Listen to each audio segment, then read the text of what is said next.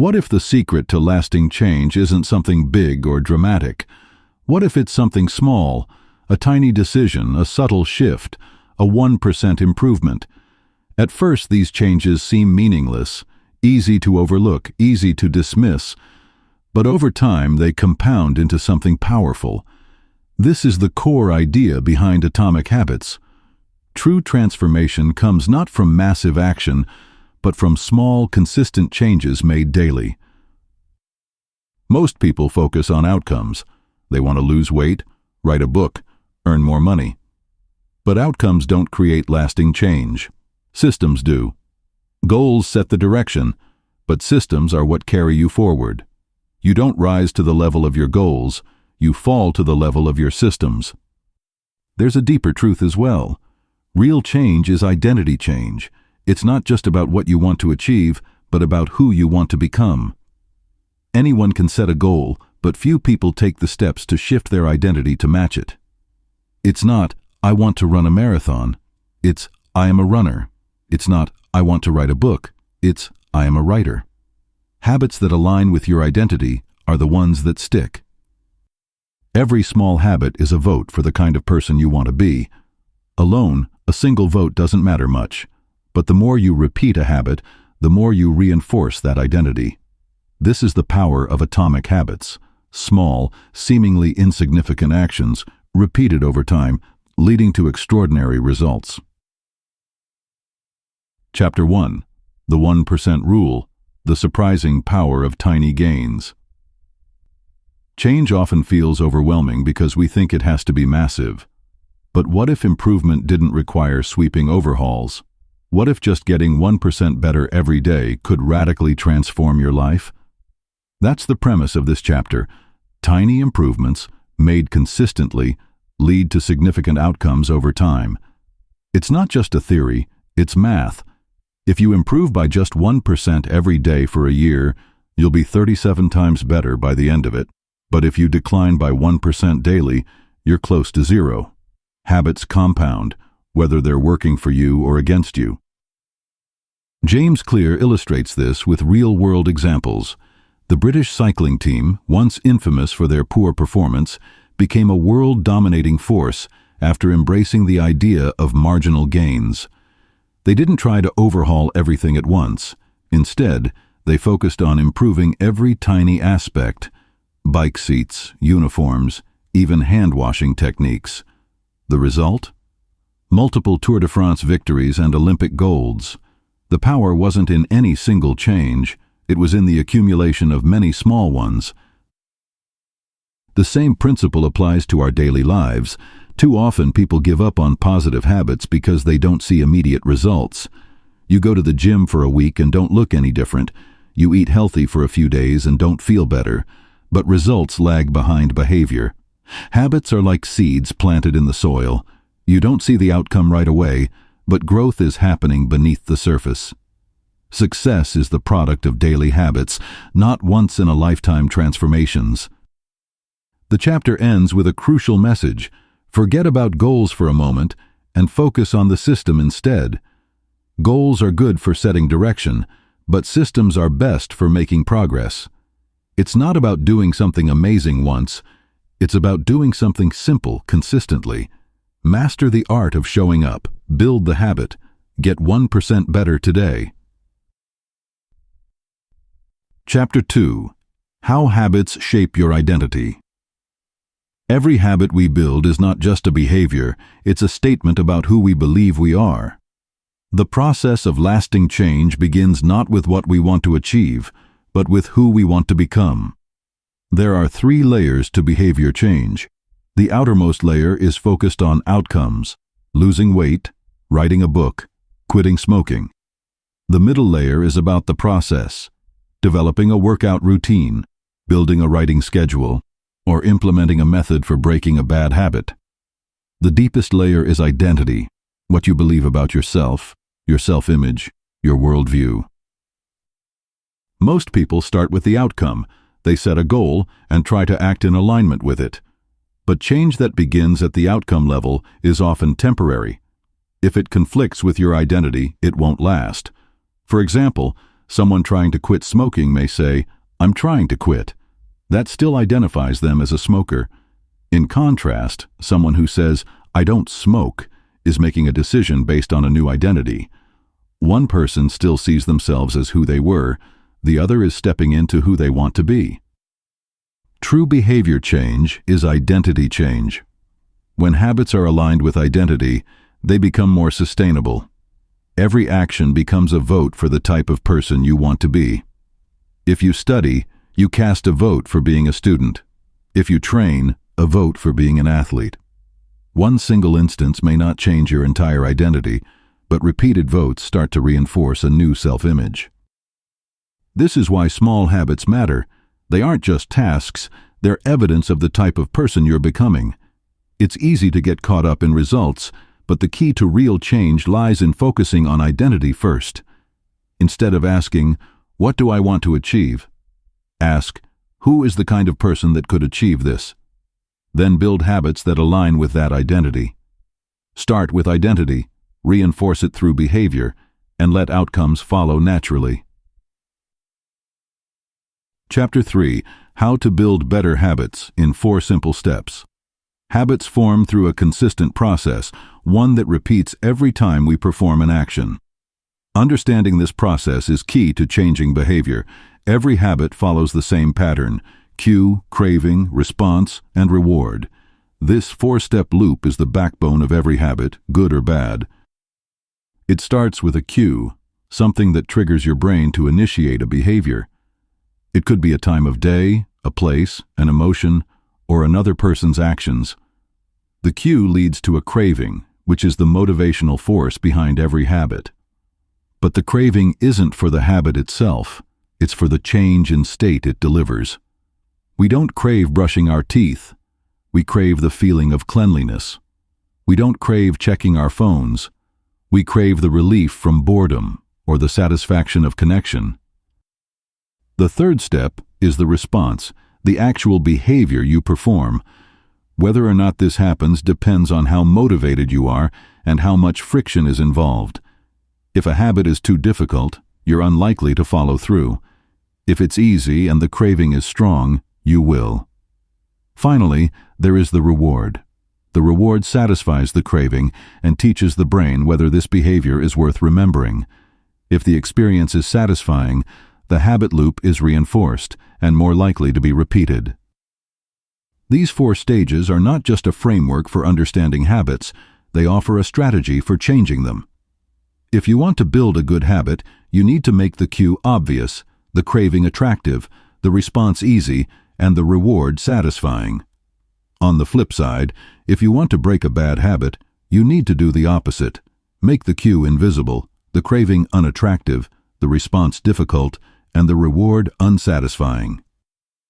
By mastering this simple loop, you gain the ability to reshape behavior with intention rather than relying on willpower alone. Every habit you build or break runs through this loop. When you understand the system, you can begin to work with it, not against it. Chapter 4. The Man Who Didn't Look Right. Before you can change your habits, you need to become aware of them. You can't improve something if you don't notice it's happening. Often, our habits operate on autopilot. We move through daily routines, checking the phone, grabbing a snack, turning on the TV, without thinking. Awareness is the first step toward change. Sometimes this awareness is instinctive. In life or death situations, our ability to detect subtle patterns can make all the difference. There are cases, for instance, where people have sensed danger just by noticing something that felt off. These instincts come from deep familiarity with the environment, a subconscious awareness of what is normal and what isn't. This same kind of awareness can be developed in everyday life, especially when it comes to our own behaviors. To build this awareness, one simple strategy is to use a habit scorecard. This involves writing down your daily habits and labeling them as positive, negative, or neutral. You're not trying to change anything at this stage, just observe. From brushing your teeth to checking social media, record each action as it happens, or reflect on your routine at the end of the day. The goal is to bring these unconscious behaviors into conscious view. This process of listing and labeling helps you confront the reality of your habits. You begin to see which actions serve you and which ones don't. It's a mirror held up to your behavior, offering clarity without judgment. Once you have this clarity, change becomes possible. The first step in building better habits is simply to notice what you're already doing. Only then can you decide what to continue, what to stop, and what to start. Chapter 5. The best way to start a new habit. Starting a new habit often feels difficult not because of the habit itself, but because of the lack of a clear plan. Vague intentions like, "I'll eat healthier" or "I'll start exercising" rarely lead to meaningful change. What works far better is making the intention specific. The most effective way to do this is through a method known as implementation intentions. This means deciding in advance exactly when and where you'll perform a new habit. The formula is simple. I will behavior at time in location. For example, I will meditate for 1 minute at 7 a.m. in my living room. This removes ambiguity and creates a clear cue for action. Another powerful technique for starting a habit is habit stacking. Instead of creating a habit from scratch, attach it to one you already do consistently. Think of your current habits as anchors. They are already part of your routine and can serve as a stable foundation for new behaviors. The formula for habit stacking is, after current habit, I will new habit. For example, after I brush my teeth, I will journal for 1 minute. Or, after I pour my morning coffee, I will read 1 page of a book. By linking a new behavior to something familiar, you make it easier to remember and easier to do. Both strategies, implementation intentions and habit stacking, help solve one of the biggest problems in habit formation: forgetfulness and lack of clarity. When you don't have to decide in the moment, you're more likely to follow through. These methods take advantage of your environment and existing routines to create a pathway for success. Starting a new habit isn't about motivation, it's about structure. With a clear plan and a reliable trigger, even small actions can become automatic over time. Chapter 6. Motivation is overrated. Environment often matters more. When it comes to building habits, most people rely heavily on motivation. But motivation is fickle. It rises and falls. Some days you feel inspired, other days you don't. What actually has a far more consistent and powerful impact on your behavior is your environment. The spaces you live and work in silently shape your choices every day. If your phone is on your desk, you'll probably check it. If there's a bowl of fruit on the counter, you're more likely to eat it. The cues that surround you have more influence than you realize. Habits are often a response to what's visible. We pick up the book because we see it on the nightstand. We drink water because we see the bottle on the table. Visual cues are incredibly effective because they trigger our behavior automatically. That means the easiest way to build a good habit is to design your space to make the cue obvious. Want to read more? Leave a book on your pillow. Want to stretch in the morning? Set a yoga mat on the floor next to your bed. This works in reverse, too. If you want to break a bad habit, reduce the exposure to the cue. Hide the remote. Leave your phone in another room. Put the junk food on the highest shelf, out of sight. When the cue isn't obvious, the craving never gets triggered. You don't need more discipline, you need less temptation. The takeaway is simple. Make the good habits the path of least resistance, and make bad habits harder to start. Don't rely on willpower when you can use design. Small changes in your environment can make it much easier to act in alignment with the person you want to become. Chapter 7. The Secret to Self-Control. Self-control is often praised as a sign of strength. The ability to resist temptation, to say no, to stay disciplined no matter what. But in reality, the people with the strongest self-control are often the ones who need it the least. Why? Because they've designed their lives in a way that minimizes temptation. They aren't constantly battling cravings or relying on willpower. Instead, they've made the bad habits invisible or hard to access. The truth is, self-control is a short-term strategy. It might help you once or twice, but it rarely lasts over time. If you're always fighting against your environment, you'll eventually give in. That's why the most effective way to break a bad habit is not to rely on discipline, but to remove the cue that starts the habit in the first place. If you don't see it, you're far less likely to want it. Think of it like this. If you're trying to eat less sugar, don't keep cookies on the counter. If you want to spend less time on social media, don't keep the apps on your home screen. If you want to stop staying up late, don't keep a television in your bedroom. Reduce exposure, and the craving weakens. Changing your environment is not a sign of weakness. It's a smart strategy. Rather than forcing yourself to be stronger, make the temptation less available. It's easier to avoid temptation than to resist it. Self-control becomes far easier when you don't need to use it all the time. Chapter 8. How to make a habit irresistible. Every habit starts with a craving. Without it, there's no motivation to act. But not all cravings are created equal. Some habits are so appealing we find them hard to resist, while others, even those that are good for us, feel like chores.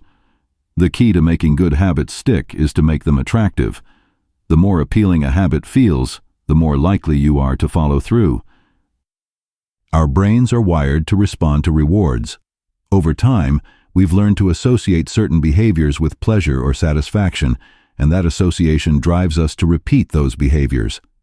The craving you feel before a habit isn't for the habit itself, it's for the feeling it promises. You don't crave brushing your teeth, you crave the clean feeling afterward. You don't crave exercise, you crave the energy or confidence that comes after.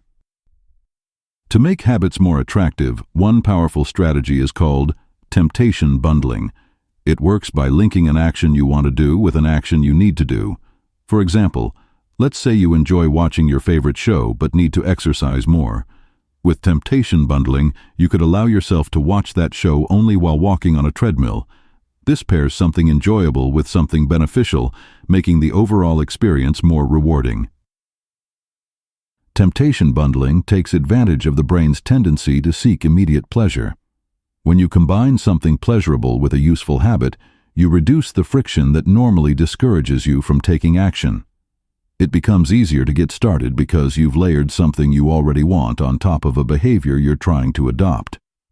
Over time, the habit itself may become more enjoyable simply through this positive association. Another way to make habits more attractive is by leveraging the influence of the people around you. Human behavior is highly social. We tend to imitate the habits of three groups: the close, family and friends; the many, social norms and crowds; and the powerful, those we admire or look up to. If the people around you value fitness, reading, or entrepreneurship, you're far more likely to develop those same habits simply by being in their presence.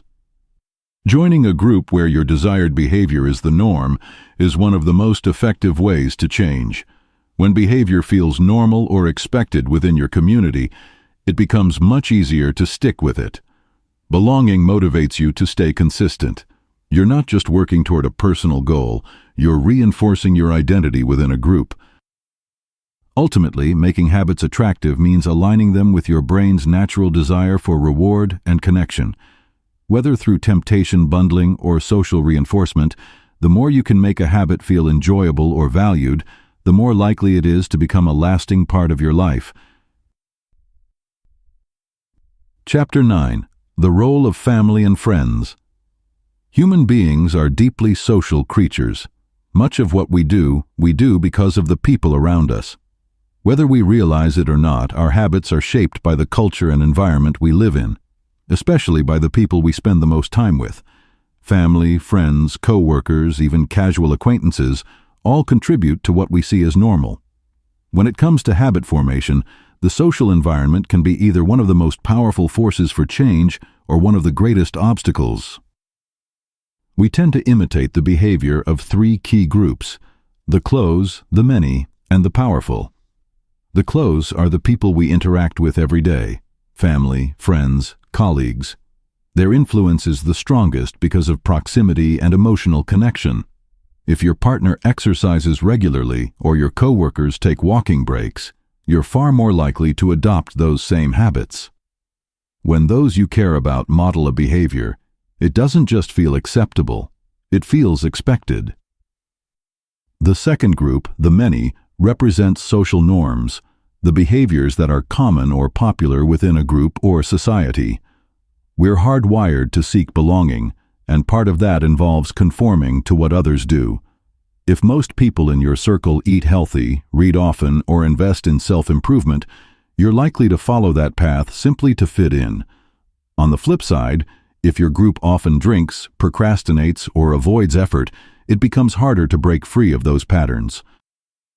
The third group, the powerful, includes people we look up to: leaders, experts, influencers, or anyone we admire. Their habits carry weight because they symbolize success or respect. We often mimic them in hopes of gaining similar status or results. Watching someone we admire practice discipline or build a strong routine can motivate us to mirror their behavior in our own lives. One of the most effective strategies for building better habits is to join a group where your desired behavior is the norm. When you surround yourself with people who already live the way you want to live, change becomes easier and more natural. You're not just trying to form a new habit, you're reinforcing an identity that the group supports. In this kind of environment, positive habits are encouraged, praised, and celebrated. Belonging creates motivation. Habits are contagious. You absorb them from the culture you're part of. That's why being intentional about your social environment is just as important as managing your physical one. If you want to make real, lasting change, find people who live the way you want to live, and let their habits become your own. Chapter 10. Walk slowly, but never backward. When it comes to habits, one truth becomes clear: repetition matters more than perfection. It's not about doing something flawlessly, it's about doing it consistently. Progress doesn't come from a single instance of greatness, but from showing up again and again. Too often, people focus on achieving the ideal version of a habit right away, aiming for the perfect workout, the perfect writing session, the perfect morning routine. But this mindset creates unnecessary pressure and delays action. The key is to start small and focus on building the habit first, then worry about improving it later. You don't need to map out the perfect strategy before you begin.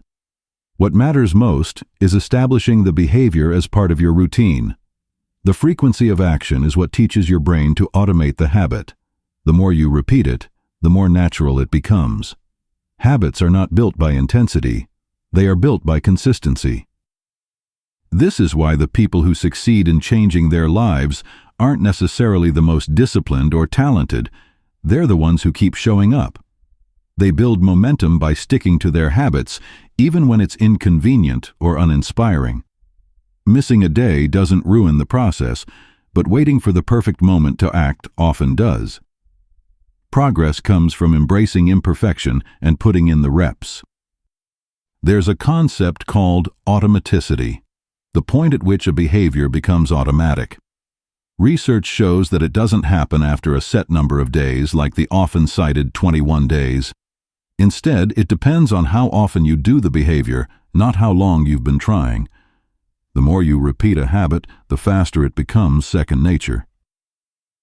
By taking action, even in small ways, you prove to yourself that the habit is part of who you are. You create a feedback loop. Every repetition reinforces your identity, and your identity motivates you to keep going.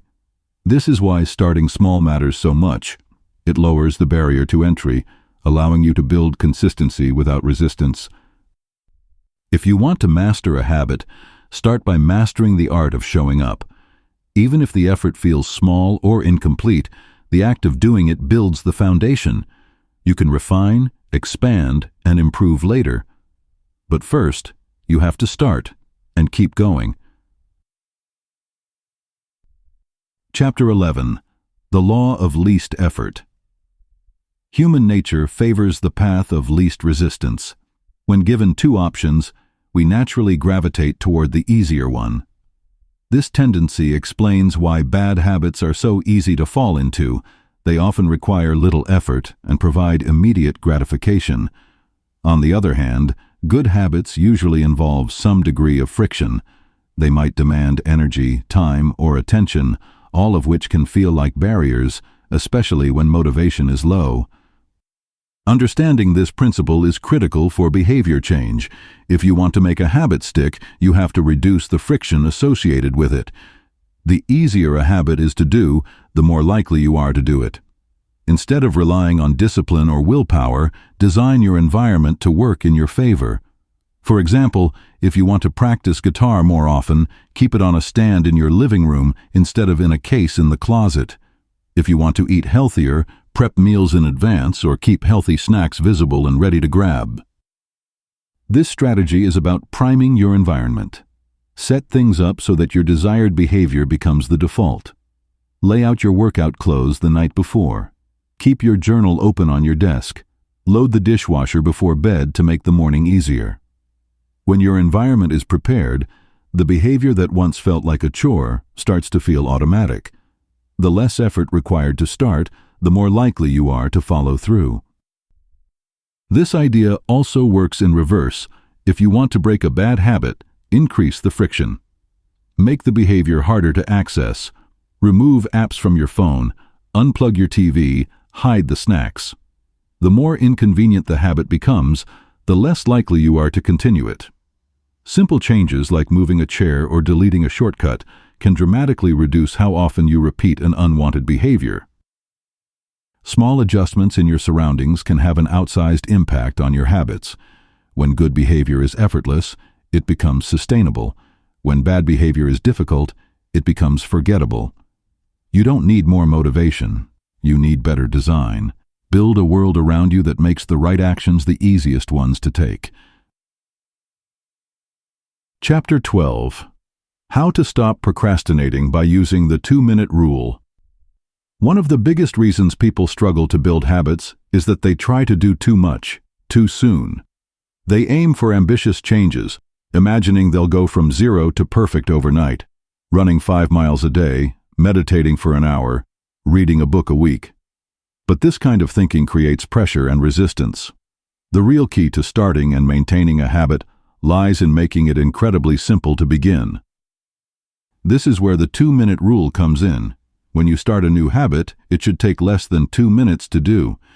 The idea is to scale down the behavior until it's so easy you can't say no. Instead of study for an hour, make it open my notebook. Instead of go to the gym, try put on my workout clothes. The goal is not to trick yourself, it's to lower the entry barrier so that you build momentum and begin associating yourself with the habit. Doing something small may not seem meaningful, but it's powerful because it reinforces your identity. Showing up is a signal to yourself. I'm the kind of person who does this. That's the first and most important step.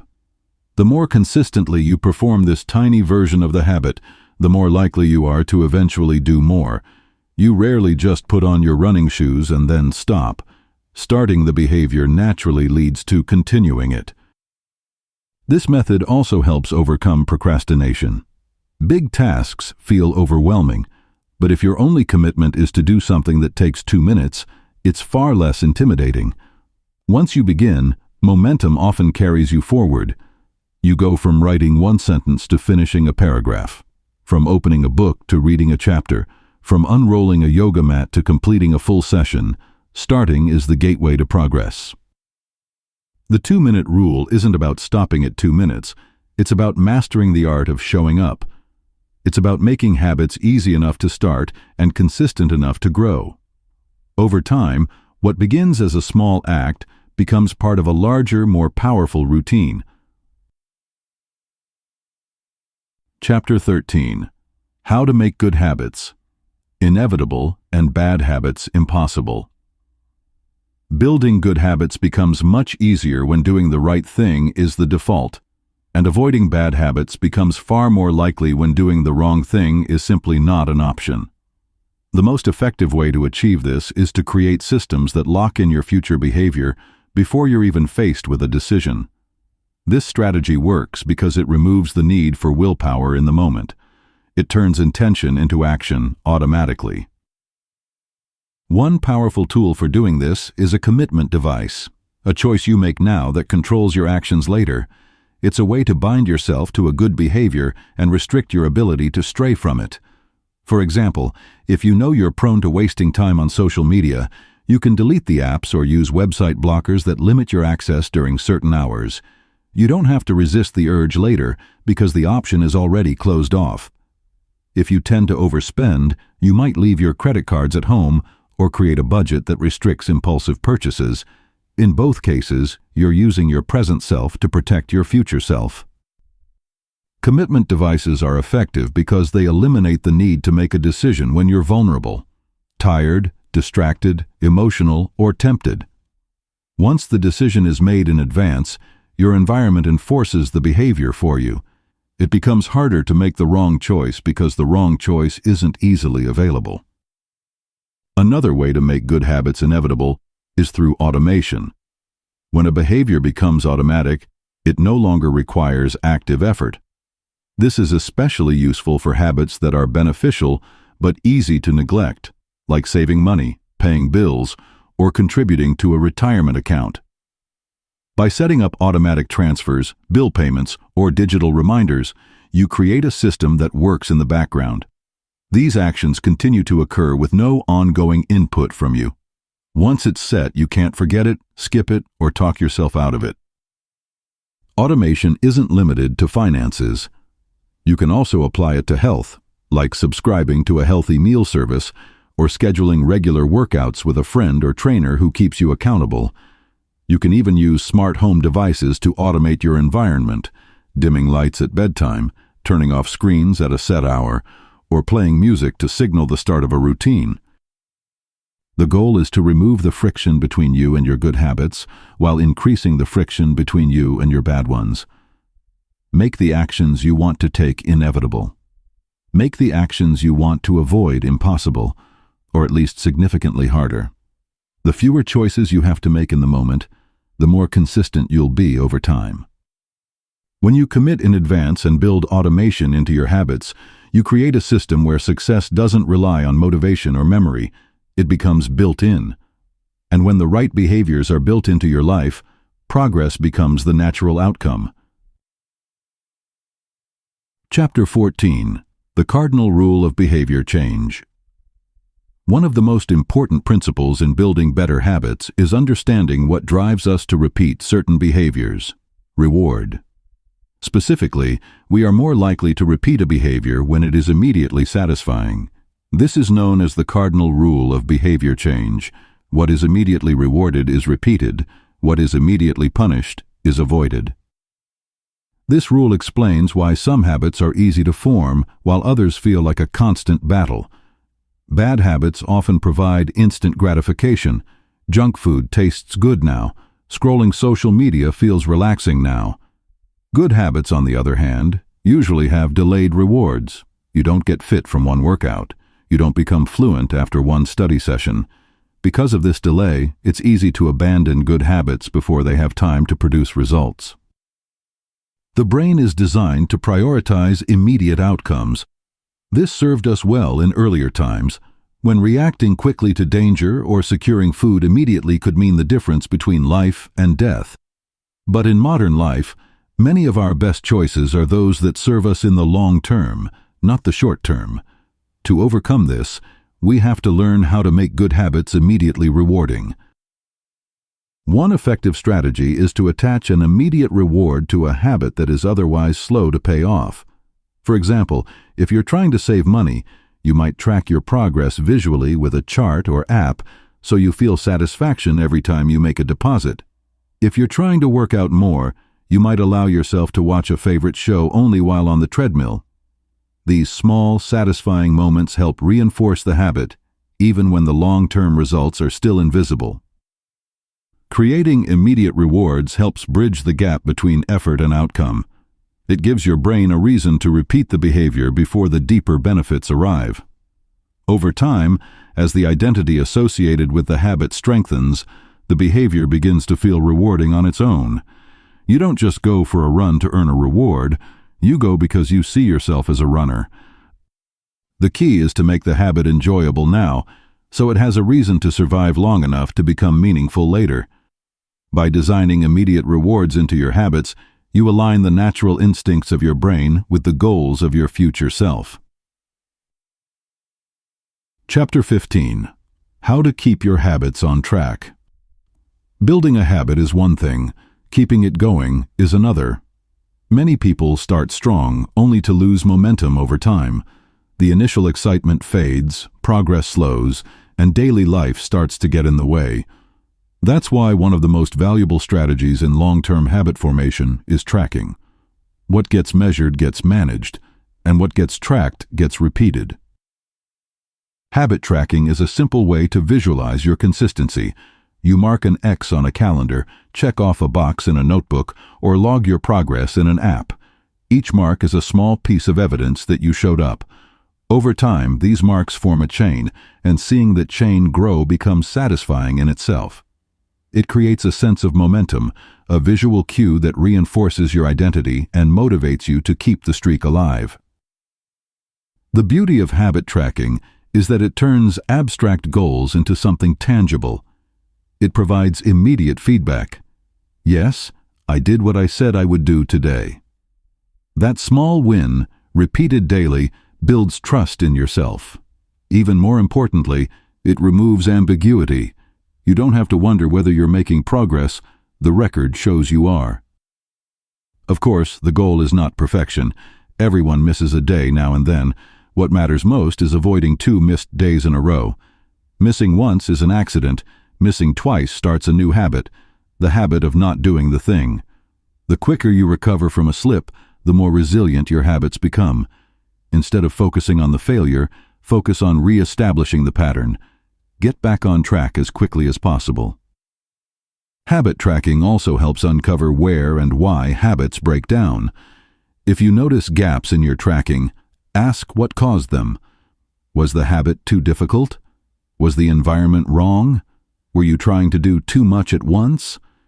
These insights allow you to make small adjustments so the habit fits more smoothly into your life. In the long run, tracking becomes less about the streak and more about the identity it reinforces. Each completed day is proof that you are the kind of person who keeps promises to yourself. You show up, you follow through, and over time, that consistency shapes who you become. Chapter 16. The importance of belief and accountability. One of the most overlooked elements of lasting habit change is belief. It's not enough to know what to do or even how to do it. You also have to believe that change is possible and that you're capable of sustaining it. Without belief, habits are fragile. They break under pressure, falter during setbacks, and collapse when things go wrong. But with belief, habits can endure even the most difficult moments. Belief doesn't have to start big. In fact, it often grows slowly, emerging from small wins. When you prove to yourself day after day that you can follow through, belief begins to take root. You see yourself differently, not as someone trying to change, but as someone who does the thing. You don't just exercise. You're the kind of person who works out. You don't just write. You're a writer. The more consistent the behavior, the stronger the belief becomes. Still, no one succeeds alone. Belief is reinforced most powerfully in community. When you're surrounded by people who support your goals, who live out the habits you aspire to adopt, your own faith in change grows stronger. You see others overcome obstacles, and you start to believe you can too. When others expect certain behaviors from you, showing up to a workout, keeping a promise, sticking to a routine, it becomes easier to meet those expectations. Accountability in this way is a powerful motivator. One of the most effective forms of accountability is a habit contract, an agreement you make with someone else that clearly states what habit you're committing to and what happens if you fail to follow through. This might involve a friend checking in, a public declaration, or even a financial penalty for missing a task. While this might sound strict, it creates a real sense of commitment. You're no longer relying on motivation alone. You're relying on structure and external support. The key insight here is that habits are not just about actions, they're about identity and belief. You're building more than a routine. You're building trust in yourself. You're learning that you can change and that the change is real and lasting. And with the support of others, whether through community, friendship, or accountability, you strengthen that belief even further. Ultimately, the most powerful habits are the ones that are tied to who you believe you are. And the more you live in alignment with that belief, the easier it becomes to act consistently, even when life gets difficult. Advanced tactics: how to go from being merely good to being truly great. Once a habit is established, the question becomes, how do you continue to improve? How do you move beyond consistency and into mastery? The answer lies in understanding the deeper forces that govern long-term success: refinement, reflection, and purpose. Habits can take you far, but it's how you refine those habits that determines how far you go. At some point, doing the same thing every day isn't enough. Improvement plateaus. What once felt like growth starts to feel like stagnation. This is where many people stop, mistaking comfort for mastery. But the best performers don't settle for repetition alone. They seek feedback. They actively look for ways to make small adjustments, to refine technique, to tighten systems. This process is called deliberate practice, a focused and intentional effort to stretch beyond your current ability, not just to repeat what you already know. To improve a habit, you must measure it and reflect on it. What's working? What's not? What are you doing out of routine that could be improved with intention? Tracking performance, asking questions, and staying curious are all ways to break free from the plateau and continue improving. Growth doesn't just happen with time, it happens through awareness and adaptation. Another key to mastery is knowing your personality and tendencies. What works for someone else may not work for you. Are you a morning person or a night owl? Do you respond better to structure or freedom? Are you motivated by competition, autonomy, social connection, or progress? By tailoring your habits to your natural inclinations, you remove unnecessary friction and increase the likelihood that the habits will stick and continue to evolve. It's also important to balance exploration and exploitation. In the early stages of building a habit, you explore, trying new approaches, finding what works, testing boundaries. But as you grow, you begin to exploit what you've learned, optimizing what works best. The trick is to never stop exploring completely. Even the best systems can be improved. Even well-established routines can be refreshed. Perhaps the most important advanced tactic is this: return to purpose. Why are you building these habits in the first place? What kind of person are you becoming? What impact do you want to make? When you align your habits with a deeper sense of meaning, they become more than just routines. They become expressions of your values. That alignment is what makes great habits truly lasting. Mastery doesn't come from never missing a day. It comes from showing up when it's hard, refining when it's boring, and growing even when it seems you've hit a limit. With the right mindset, habits are not just the foundation of progress, they are the bridge to greatness.